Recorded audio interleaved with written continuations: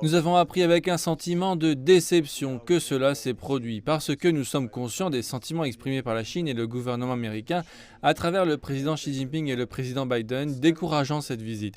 Nous avons déjà beaucoup de conflits dans le monde, le conflit en Ukraine, la Russie. Ce n'est pas le moment de faire monter la température et de créer une possibilité de conflit direct ou indirect. Et on aurait espéré qu'un esprit sain n'aurait pas désiré continuer avec cette visite. Ce n'est vraiment pas dans l'intérêt de la paix mondiale de continuer avec cette visite.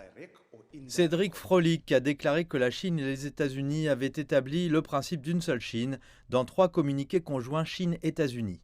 La visite de Nancy Pelosi a cette fois-ci violé les accords précédents signés par les deux parties et a porté atteinte à l'amitié entre les deux pays.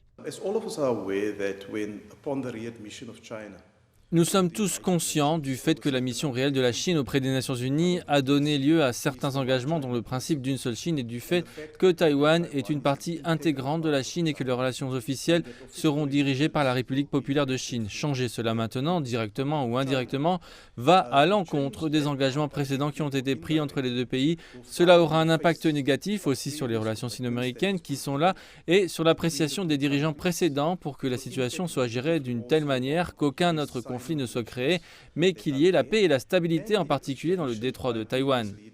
Monsieur Frolik a déclaré que Nancy Pelosi ne devrait pas délibérément créer des conflits à des fins politiques et miner la stabilité et la paix dans le détroit de Taïwan. Nous ne trouvons pas qu'il est politiquement opportun d'atteindre d'autres résultats en créant un conflit dans une zone où il y a une stabilité régionale. L'Afrique du Sud continuera, comme nous l'avons déclaré par le passé, à respecter la souveraineté et l'intégrité territoriale de la République populaire de Chine. Nous défendrons le principe d'une seule Chine.